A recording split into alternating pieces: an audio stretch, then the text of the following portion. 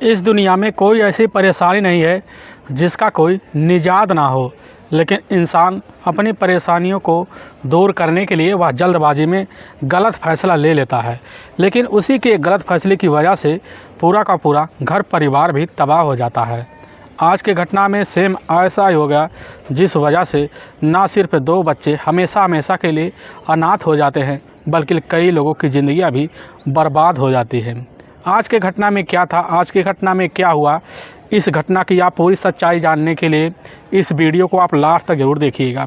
नमस्कार दोस्तों, मैं प्रदीप कुमार आपको इस टेढ़ी बात चैनल पे मैं स्वागत करता हूं। दोस्तों आज की यह जो सच्ची घटना है, यह घटना है उत्तराखंड का, और उसी का एक नगरी पड़ता है ऋषिकेश। मैं बात कर रहा हूं 10 जुलाई 2020 का दिन होता है। ऋषिकेश के कोतवाली के जो कोतवाल होते हैं, असल में रितेश शाह होते हैं। वहां अपने ही कोतवाल में मौके पर मौजूद होते हैं, और जैसे ही कुछ वक्त बीतता है, कुछ टाइम स्पेंड करते हैं, तो दोपहर का वक्त होता है, 3 बजे का आसपास का टाइम हो जाता है। तो उसी बीच जो होते हैं कांस्टेबल आते हैं, वह बोलने लग जाते हैं कि साहब बाहर एक महिला खड़ी हुई है, जो काफ़ी लगभग बुजुर्ग की अवस्था में पहुंच चुकी है। अब जो होते कोतवाल साहब कहने लग जाते हैं, एक बार जाइए उस महिला को लेकर हमारे पास आइए। इंस्पेक्टर जाते हैं उस महिला को लेकर। अब उसी समय जो होता है रितेश शाह के पास आते हैं। वह महिला जो होती है काफ़ी सहमी हुई होती है। अब रितेश शाह बोलने लग जाते हैं कि बताइए क्या बात है, आप यहाँ किस लिए आई हैं। तो महिला पहले जो होती है काफ़ी सोच में पड़ जाते हैं, लेकिन रितेश शाह जब उसको काफ़ी सद्भावना देते हैं, कहने लग जाते हैं कि तुम्हारी जो भी तकलीफ़ है हम उस तकलीफ़ को ज़रूर दूर करेंगे। तो वह महिला कहने लग जाती कि साहब हम तो आपके इसी इलाके चंद्रशेखर आज़ाद नगर के गली नंबर 2 के रहने वाले हैं कुमकुम, और हमारा एक अपना बेटा है नरेंद्र राठी, जिसकी उम्र लगभग 27 साल के बीच है। लेकिन 1 जुलाई को ही वह जो होता है शाम के टाइम टेम्पो लेकर निकला था, लेकिन आज तक अभी तक वह लौटा नहीं है। अब जो होते हैं उसी समय अब थाना प्रभारी जो होते हैं रितेश शाह काफ़ी सहम से जाते हैं। वह कहने लग जाते हैं कि आखिर आप इतने दिन तक क्या कर रही थी और क्यों नहीं आई। तभी जो होती कुमकुम वहाँ खड़ी हुई अवस्था में कहने लग जाते कि साहब हमें पूरा विश्वास था कि हमारा बेटा अगर कहीं चला गया होता है तो वह जल्द से जल्द आ जाता है, लेकिन जब इतना दिन बीत गया तो हमें शंका होने लगा। हमें शंका की वजह से जो होता है हम काफ़ी ज़्यादा परेशान हो गए, और जब परेशान हुए तो हमारी चिंता इतना बढ़ गया तो हम सोच और न समझ पाएँ। तभी थाना प्रभारी कहने लग जाते हैं कि अपने बेटे की आपने तलाशी कहाँ कहाँ की। अब जो होती है कुसुम कहने लग जाते कि साहब हमने अपने बेटे की तलाशी जो होता है लगभग 6 जुलाई से स्टार्ट किया, क्योंकि इसके पहले हमें विश्वास था कि हमारा बेटा अगर कहीं जाता है तो रिश्तेदारी में ज़्यादातर 3 से 4 दिन ज़रूर रुक जाता है, इसके बाद वापस ज़रूर आ जाता है। लेकिन जब इतने दिन बीत गया हमारे पास उसका कोई फ़ोन नहीं आया, तो हम जाकर अपने जो बहू पूजा उर्फ रीना देवी से जाकर अपने बेटे के बारे में जैसे पूछताछ की, तो हमारी जो बहू होती है वह कहने लग जाती हुआ जो होता है आज से 6 दिन पहले वह जो होता है टेम्पो लेकर एक रिश्तेदारी के यहाँ शादी के फंक्शन में गए हैं, वह आ जाएंगे। लेकिन जब नहीं आए तो हमें जो होता है अपनी बहू के ऊपर शंका हो रहा है।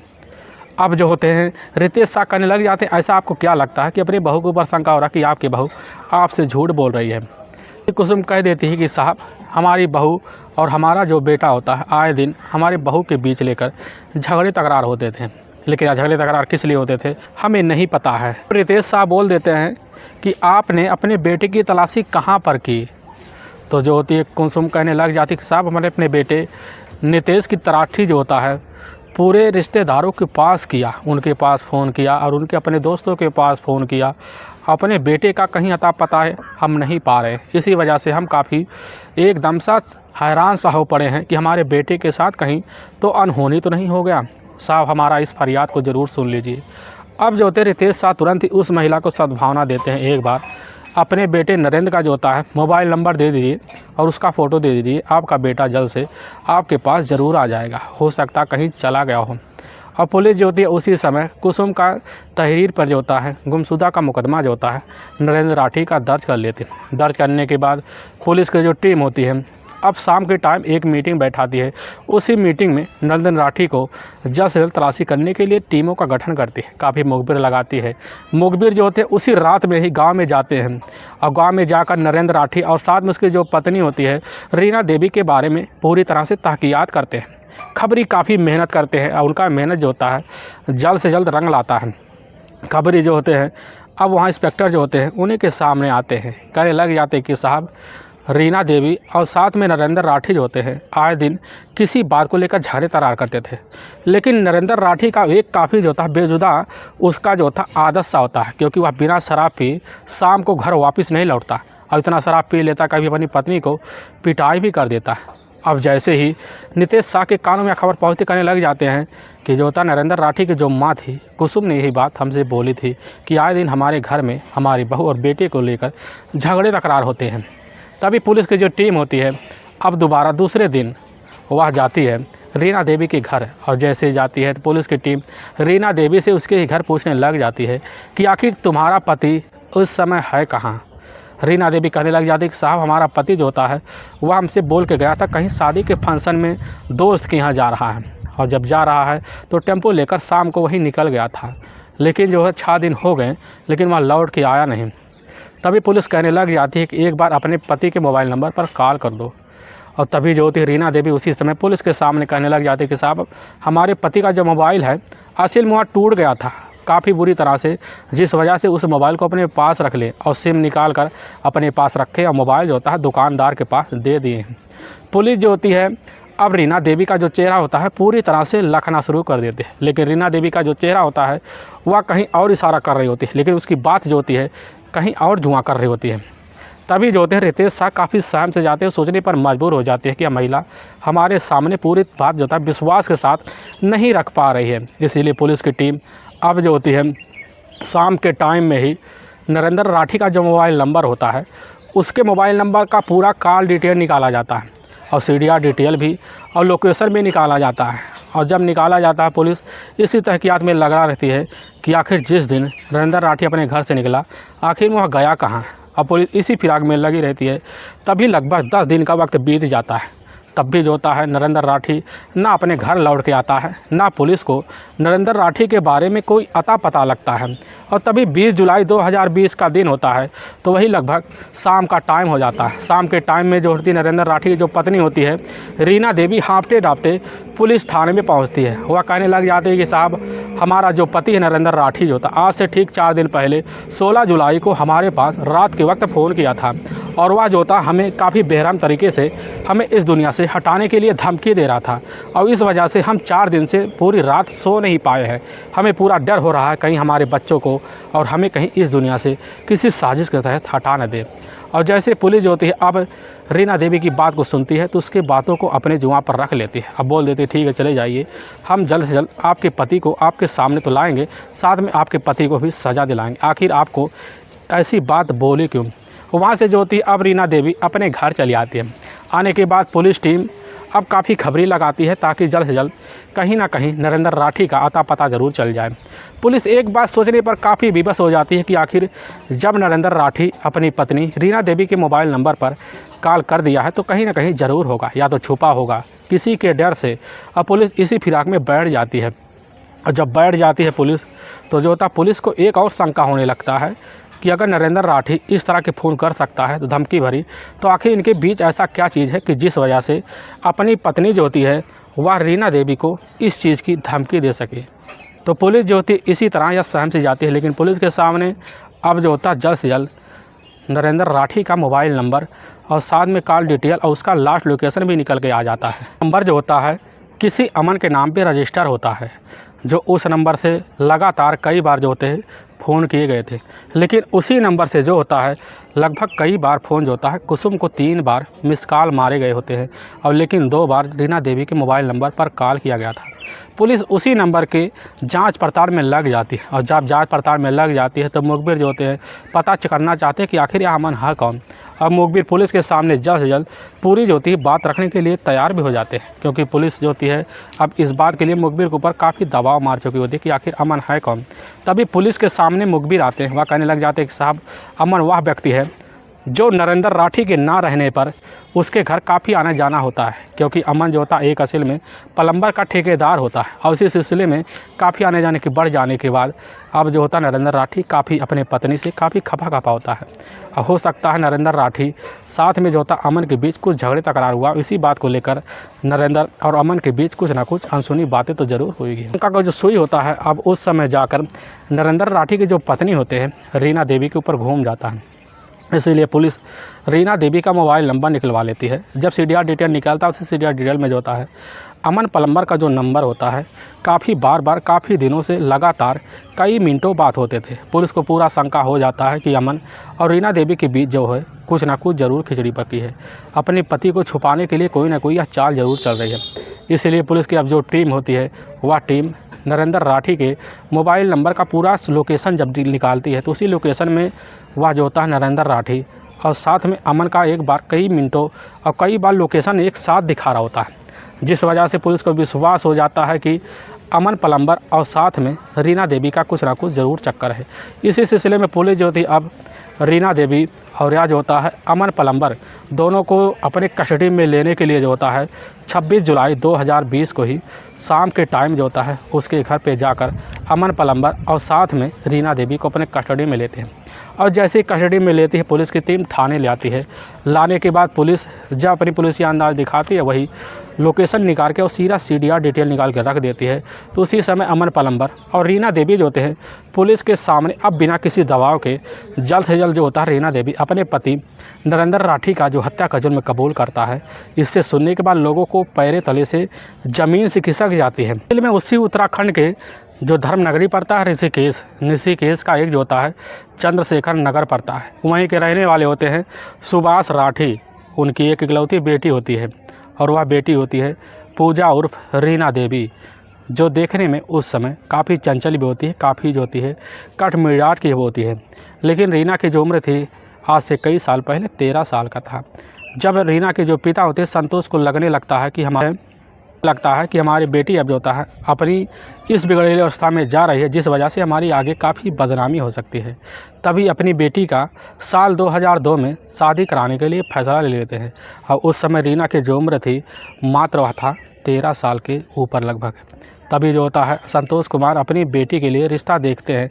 पता चलता है वह रिश्ता जो होता है वहीं पास के रहने वाले होते हैं नरेंद्र राठी के साथ उनका रिश्ता जो होता है फिर बैठ जाता है। इसीलिए अपनी बेटी अब जो होता है रीना देवी की शादी नरेंद्र राठी के साथ काफ़ी तौर तरीके से करवा देते हैं। रीना देवी जो होती है अब नरेंद्र राठी के साथ अपने ही ससुराल में आकर आराम से रहना शुरू कर देती है। और कुछ वक्त बीतते हैं, धीरे धीरे वक्त इस तरह बदलने लगता है। नरेंद्र राठी जो होता है अपना ही टेम्पो लेकर जब बाहर निकलता था तो वह शाम का ज़रूर शराब पी के लौट आता था। आने की वजह से रीना देवी उसके शराब की लत से इतना ज़्यादा परेशान हो जाती है कि जब उसके जो होता है इसी शराब का जवाब वह देना शुरू कर देती थी। अब इसी जवाब देने की वजह से नरेंद्र राठी जो होता है अब रीना देवी से काफ़ी ज़्यादा परेशान हो जाता है। इसी परेशानी के चलतन अपनी पत्नी का कभी कभी पिटाई कर देता है। लेकिन इनका जो ज़िंदगी होता है इसी पिटाई के ज़रिए से रीना देवी और नरेंद्र राठी का कैसे ना तैसे कर बीत जाने लगता है। रीना देवी को लगने लगता है हमारी ज़िंदगी जो होता है इस शराबी के चलतन काफ़ी बेकार सा होने लगा, क्योंकि हमने जिस तरह अपना ख्वाब सजाए रखा था वह तो हमारे ख्वाबों पर पूरी तरह से बेनकाब उतर रहा है। लेकिन रीना देवी का जो समय होता है काफ़ी तौर तरीके बेरहम तरीके से बीतना शुरू हो जाता है। इसी बीच रीना और नरेंद्र राठी के बीच 2 बेटे भी होते हैं। दोनों बेटों को लेकर अपनी ज़िंदगी अपने इलाके में रहकर कैसे ना तैसे कर बिताना शुरू कर देते हैं। और जो होता सुबह के टाइम नरेंद्र राठी अपना टेम्पो लेकर निकल जाता तो कभी कभी शाम के टाइम ज़रूर वापस आ जाता, लेकिन 9 और 10 बज जाते। काफ़ी मेहनत करता और जब मेहनत करके लौटता तो आकर जब रात का वक्त होता तो सोने के टाइम जो होता नरेंद्र राठी की हालत इतना नाजुक हो जाता कि अपनी पत्नी के साथ रीना देवी के साथ वह रिश्ता नहीं रख पाता, जिस वजह से रीना देवी काफ़ी ज़्यादा हताश रह जाती। इतनी हताश रह जाती कभी कभी अपने पति से इसी बात को लेकर झगड़े तकरार कर लेती। बस उसे दारू का वही वास्ता देकर कहने लग जाती कि तुम्हारा शरीर एकदम दारू की वजह से खोखला हो पड़ा है, इसलिए तुम हमारे साथ वह रिश्ता नहीं रख पाते। जिस वजह से आए दिन नरेंद्र राठी और रीना देवी के बीच इसी बात को लेकर झगड़े तकरार हो जाते। झगड़े तकरार की वजह से रीना भी काफ़ी चिड़चिड़ापन होते जा रहे थे। तभी जो होता घटना से लगभग 1 साल पहले की बात है। ऋषिकेश का एक जो होता है नाटी इलाका होता है, उसी इलाके में जो था मौके पर रीना देवी पैदल गुजर रही होती है। तभी उसी बीच जो था एक ट्रक सामने से आता है और रीना को जो था टक्कर मार देता है, जिसकी वजह से रीना वहीं साइड में जाकर काफ़ी लहूलुहान अवस्था में गिर जाती है। लेकिन उसी बीच जो होता है वहीं पर खड़ा होता है, वह खड़ा होता है ऋषिकेश का एक गाँव पड़ता है बापू गाँव। उसी गाँव के रहने वाला होता है अमन। असल में अमन जो होता है एक प्लम्बरी का काम करता है। प्लम्बरी का काम करके वह रास्ते से मौके से लौट रहा होता है। तभी वह रीना देवी को देखता है तो काफ़ी घबरा जाता है। घबराने की वजह से ना जान ना पहचान की वजह से भी वह जो होता है रीना को अपने गाड़ी पे बैठाकर तुरंत ही अपने नज़दीकी सरकारी अस्पताल में ले जाता है। ले जाने के बाद रीना का वहीं पर इलाज करवाना भी शुरू करा देता है। लेकिन तभी जो होता है रीना के द्वारा मोबाइल नंबर लेकर अमन जो होता है उसी समय रीना के घर परिवार वालों और नरेंद्र राठी को भी खबर दे देता है। साथ में रीना की अपनी सौतेली माँ होती है, वह होती है कुसुम, जो असल में रीना का भी काफ़ी इज्जत भी करती थी। और जैसे ही कुसुम खबर पाती है नरेंद्र राठी तुरंत ही सरकारी अस्पताल में उसी समय पहुंच जाते हैं। पहुंचने के बाद रीना जो होती है तारीफों का जो पुल होता है वह पूरी तरह से अमन का बांध देती है, जिसकी वजह से कुसुम और नरेंद्र राठी जो होते हैं वह अमन का काफ़ी एहसान समझने लगते हैं। एहसान समझने की वजह से अमन को जो होता है रीना देवी के पास छोड़ देते हैं। अब छोड़ देने की वजह से जो होता है अमन रीना से वहीं जो होता है काफ़ी करीबी बना लेता है, क्योंकि रीना जो होती है देखने में भले ही 2 बच्चों की माँ थी लेकिन देखने में काफ़ी खूबसूरत भी और उस समय काफ़ी कड़मिजाज की बनी थी। अमन जैसे रीना देवी को उसी अस्पताल में देखते ही एक ही नज़र में दीवाना हो जाता है। अब इतना दीवाना हो जाता कि अस्पताल जो होता है छोड़ जाने का मन अमन का नहीं करता। वहीं पर कैसे न तैसे कर बहाना मारकर अब जो होता है रीना देवी की सेवा में इस तरह लग जाता है कि रीना देवी जो होती है अब उसकी नीयत को देखकर पहचान भी जाती है कि आखिर अमन हमसे चाहता क्या है। लेकिन रीना देवी जो होती है इस तरह उसके आसानों तले दब गई होती हैं कि एक ही नज़र में जो होता है अब अमन का भी दीवाना हो जाती है। दीवाना होने के बाद अस्पताल में ही दोनों एक दूसरे का नंबर शेयर भी कर लेते हैं। करने के बाद अब जो होती है रीना देवी अपने घर चली आती है। आने के बाद जैसे ही मौका मिलता रीना देवी को मिलने के बाद अमन के मोबाइल नंबर पर कॉल करके, और अमन जो होता है जैसे मौका मिलता रीना देवी के मोबाइल नंबर पर कॉल करके दोनों रातों कई घंटे बात करते हैं। इन घंटे बात करने की वजह से दोनों में इतनी करीबी आ गई होती है कि दोनों एक दूसरे के प्रेम में इस तरह समा जाते हैं कि दोनों को ना आगे ना पीछे दिखाई पड़ता है। इस तरह दोनों के बीच प्रेम प्रसंग भी चालू हो जाता है। लेकिन जब अब जो होती है रीना देवी जैसे ठीक होने की अवस्था में आ जाती है और पूरी जब हो जाती है, जब घर से बाहर निकलना शुरू कर देती है, तो अमन को जो होता है अपने गांव के बाहर बुलाकर बागों में मिलकर उसके साथ जाकर कहीं ना कहीं वही रिश्ता रखना शुरू कर देते हैं। धीरे धीरे रिश्ते के बीच इनका बीच जो होता है संबंध इस तरह बढ़ जाता है कि दोनों के बीच जो होता है कहीं होटलों में संबंध बनने लगते हैं। संबंध का सिलसिला आए दिन चलने लगता है। बेधड़क जो होता है अब अमन का जो होता है रीना देवी के घर आना जाना बन जाता है, क्योंकि अमन जो होता है अब रीना के ऊपर काफ़ी मेहरबान हो चुका था और रीना के घर वाले भी अमन को काफ़ी एहसान मंद समझते थे। इसी वजह से बेधड़क आने जाने लगता है। लेकिन समय के हिसाब से जो होता है इस चीज़ का गंध ज़रूर फूटता है। ठीक ऐसे हो जाता है जब रीना के घर जो होता है अमन का काफ़ी आज़ादा बन जाता है। आने जाने की वजह से इस चीज़ की जो सूचना होती है आस पड़ोसियों को लग जाती है। आस पड़ोसी लोग जैसे खबर पाते हैं तो पूरी तरह इस इनके प्रेम प्रसंग का जो मामला होता है पूरी तरह से फैलता जाता है। फैलने की वजह से इसकी खबर जो होता है अब जाकर नरेंद्र राठी के कानों में लग जाती है। नरेंद्र राठी जैसे सुनता है, क्योंकि वह शराब की आदि इतना बन जाता है, किसी का अगर सुनता तो उसको अपने दिल पे ज़रूर ले लेता। लेने की वजह से वह शाम को जब आता तो अपनी पत्नी का जो होता अमन की बातों को लेकर उसी समय पिटाई कर देता है और काफ़ी बार पिटाई करता है। और यही पिटाई का सिलसिला जो होता है अब जो होता है नरेंद्र राठी का पूजा के साथ आए दिन शुरू हो जाता है। धीरे धीरे सिलसिला इतना बढ़ जाता है कि रीना जो होती है अपने पति नरेंद्र राठी से काफ़ी थकाहारा समझने लगती। थकाहारा समझने के बाद जैसे ही मौका मिलता तो रीना देवी इस चीज़ की सूचना अमन प्लम्बर को देती। अमन प्लम्बर जैसे सुनता तो घबरा जाता, लेकिन इतना घबरा जाता कि वह उस समय फैसला लेता क्यों ना वह कभी मौका मिले तो जो होता है नरेंद्र राठी को भी सबक सिखाया जाए, और इसी तलाश में बैठा रहता। लेकिन जब रीना देवी को लगने लगता कि हमारा पीछा जो होता है अब हमारा पति नरेंद्र राठी बिना हमें इस दुनिया से हटाए नहीं छोड़ेगा, तभी वह जो होता है रीना देवी घटना से ठीक 2 दिन पहले जो होता है अब अमन प्लम्बर के पास फ़ोन कर देती है। वह कहने लग जाती है लग रहा हमारा पति हमें इस दुनिया में अब दोबारा छीनने के लिए नहीं छोड़ेगा, क्योंकि हमारा नाम लेकर वह हमारा कभी भी पिटाई कर देता है। और इस वजह से हम काफ़ी ज़्यादा हैरान और परेशान हो गए और हम तुमसे आज ही फैसला लेते हैं कि हम तुमसे आगे का ज़िंदगी तुम्हारे साथ शादी करके बिताएंगे। और जैसे अमन इस बात को सुनता तुरंत ही खुशियों से उछल पड़ता हुआ कहने लग जाता है कि हम भी यही चाहते हैं कि तुम्हारी जैसी खूबसूरत पत्नी हमारी पत्नी कभी न कभी बने। और जैसे ही अब इस बात को अमन सुनता, अमन कहता है कि हम ठीक है तुम्हारे पति को अब तुम्हारी रास्ते से ज़रूर ठिकाने लगाएंगे। और इसी तलाश में जो होता है अमन प्लम्बर अब बैठा रहता है, मौके की तलाश करता है। और तभी जो होता है 1 जुलाई 2020 का दिन होता है, तो वही शाम का टाइम होता है। शाम के टाइम में जो होती है अब रीना देवी उसी समय अमन प्लम्बर के पास फ़ोन कर देती है। वह कहने लग जाती कि आज हमारा घर पूरा सुनसान पड़ा हुआ है, तुम्हारे पास काफ़ी अच्छा मौका है, तुम इसी वक्त ज़रूर आ जाओ, अपने साथ एक ज़रूर है, हथियार ज़रूर ले लेना। और जैसे अमन प्लम्बर इस बात को सुनता है तुरंत समझ जाता है कि आज हमारा सारा काम पूरा सा पूरा सफल हो जाएगा। अब इसी सफल होने की वजह से मौका निकाल कर अमन प्लम्बर जो होता है शाम के टाइम रीना देवी के घर पहुँचता है। घर सुनसान देखता है। पहले रीना देवी के साथ अमन प्लम्बर जो होता है एक रिश्ता रखता है। उसी रिश्ते के बाद जो होता है जब अपना मूड फ्रेश कर लेता है, करने के बाद जाकर अमन प्लम्बर जो होता है एक कोठरी में छिप जाता है। अब रीना जो होती है अपने पति के इंतजार में बैठी रहती है, लेकिन जैसे रात का 9 बजे के आसपास का टाइम आता है तो उसी बीच जो होता है रीना देवी का जो पति होता है नरेंद्र राठी उस समय कमरे में दाखिल होता है, लेकिन नशे की वजह से इतना लड़खड़ा रहा होता है कि वह संग से चल नहीं पाता। और उसी बीच बोल देता हमारे लिए आमलेट बनाओ। अब जो होती है तुरंत ही रीना देवी आमलेट बनाने के लिए तैयार हो जाती है, आमलेट बना के देती है। और नरेंद्र राठी जो होता है उस आमलेट को खाकर अपने जाके चारपाई पर सो जाता है। रात का पूरा सन्नाटा हो जाता है। तभी रीना देवी को लगने लगता है हमारे पास काम करने का सबसे अच्छा मौका बस यही है। उसी समय अब जो होता है इशारों में अमन प्लम्बर को अपने पास बुलाती है। बुलाने के बाद दोनों मिलकर जाते हैं। जैसे ही देखते हैं कि अब नरेंद्र राठी काफ़ी गहरी निद्रा में सो चुका है, तो जो होता है दोनों मिलकर वहीं पर उसी समय अब जो होता है नरेंद्र राठी का गला दबा देते हैं। दबाने के बाद उसके बॉडी को एक जो होता है ले जाकर उसी समय एक प्लास्टिक बोरी में पैक कर देते हैं।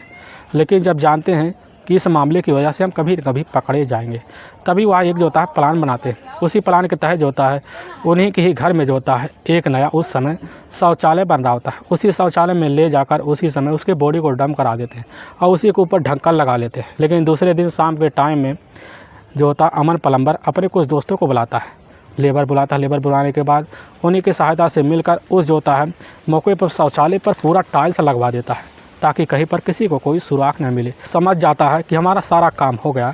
हो जाने के बाद अपनी ज़िंदगी काफ़ी आराम से जीने के लिए वह एक दोनों मिलकर एक फ़ैसला लेते हैं। इसी फैसले के तहत जो होता है अब अमन जो होता है उसी समय नरेंद्र राठी का मोबाइल लेता है। मोबाइल लेने के बाद उसका मोबाइल लेकर उसी समय हरिद्वार पहुंच जाता है। 16 जुलाई का दिन होता है, तो उसी दिन जाता है हरिद्वार। जाकर नरेंद्र राठी का मोबाइल को जो मोबाइल से जो होता है हरिद्वार से अब जो रीना देवी के मोबाइल पर कॉल कर देता है, ताकि पुलिस को गुमराह किया जा सके और उसका मोबाइल ताकि पता लगे कि इस समय हरिद्वार में एक्टिव है। लेकिन वाकई में दोस्तों पुलिस के सामने जो होता है ना अमन का और ना साथ में रीना देवी का कुछ चाल कामयाब हो पाए। लेकिन वाकई में दोस्तों पुलिस के सामने जैसे सच्चाई निकल कर आती है, उसी बिना कर पुलिस की एक टीम होती है। वह टीम जो होती है अब जो होती है रीना देवी की बताई हुई जगह पर जहाँ वह अपने पति का बॉडी ठिकाने पर लगाई थी, पुलिस की टीम वहाँ पहुँचती है। लगभग घटना हुए 20 दिन बीत गया होता है। जब पुलिस उस बॉडी को उस शौचालय से निकाल कर देखते हैं तो बॉडी जो होती है पूरी तरह से एक सड़न की अवस्था में हो चुकी होती है। पुलिस उसको जो तो बॉडी को कब्जे में लेती है। लेने के बाद डीएनए टेस्ट के लिए भेज देती है। डीएनए टेस्ट का रिपोर्ट भी पुलिस के सामने जल्द से जल्द आ जाता है। पता लगता है वह बॉडी जो होता है नरेंद्र राठी का है। पुलिस को जब यह सबूत मिलता है तो इसी बिना पुलिस की टीम जो होती है अब जो होता है अमन प्लम्बर और साथ में रीना देवी उर्फ पूजा को वहाँ की कोर्ट में ले जाती है। कोर्ट में ले जाने के बाद पेश कर देती है। पेश करने के बाद इन दोनों पर काफ़ी गंभीर धारा में मुकदमा दर्ज करके ले जाकर जेल में डाल दिया जाता है। दोस्तों हमें इस घटना का सुनाने का उद्देश्य किसी को परेशान करना नहीं है और ना ही किसी को दिल को ठेस पहुंचाना है, बल्कि आपको यह बताना है कि आप जहां भी रहें आप सावधान और सतर्क जरूर रहें। दोस्तों अगर आपको यह वीडियो पसंद आ रहा है तो इस वीडियो को आप ज़्यादा से ज़्यादा शेयर कीजिए और सब्सक्राइब कीजिए और लाइक ज़रूर कीजिए, जिससे हम आपके बहुत आभारी रहेंगे। फिर मिलेंगे एक नए एपिसोड के साथ। तब तक के लिए जय हिंद और जय भारत।